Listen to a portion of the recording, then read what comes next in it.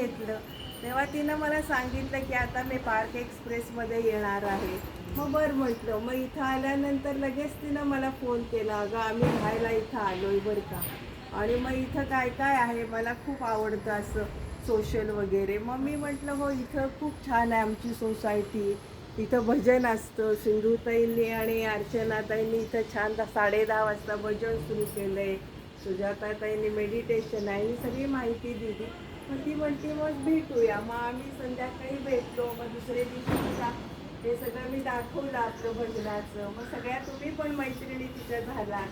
आणि त्याच्यानंतर मग रोज तिचे माझी भेट व्हायला लागली. मग तिच्या स्वभावातले खूप गुण दिसू लागले. असं हसतमुख वगैरे तिची या मिस्टरांच्या म्हणजे वसुंधरा म्हणजे कोण हे लक्षात कसं येतं. ती नेहमी हसतमुख राहते, ती हसती. ती बाकीच्या माझ्या मैत्रिणी मला विचारतात कोण ग वसुंधरा, ती नेहमी हसतमुख राहते ती, अशी म्हणजे तिची ओळख आहे. आणि तिच्या वडिलांच्या मिस्टरांच्या बदल्या व्हायच्या अशा, त्यामुळं खूप ठिकाणी तिला नवीन नवीन गावं मिळाली, तशा नवीन नवीन खूप मैत्रिणी मिळाल्या. खूप सातारा सांगली असं ती सांगत असते, अशा घट्ट मैत्रिणी तिच्या झाल्यात. म्हणजे असं तिच्या घरात खरं तिचं मुलगा सून इथं राहतात, मुलगी तिची मुंबईला असती, सगळं परिपूर्ण आहे सगळं. पण man is a social animal, त्यामुळं त्यांना समाजात आपल्याला खूप आवडतं मिसळायला.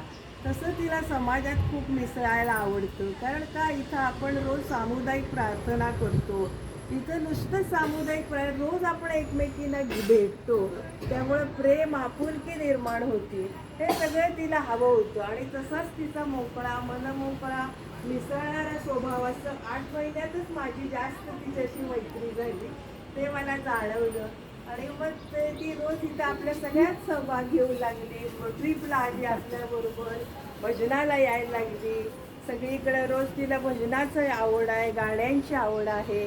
त्यामुळं अशी ती आपल्या खूप मिळून मिसळून राहायला लागली.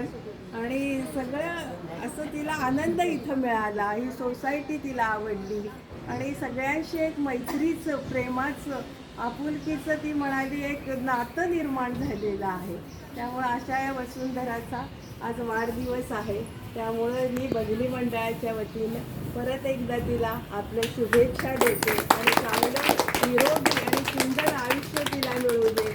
आणि ती जशी नेहमी हसतमुख राहती तशी कायम हसतमुख राहावी, अशी ईश्वरचरणी प्रार्थना करून माझे शब्द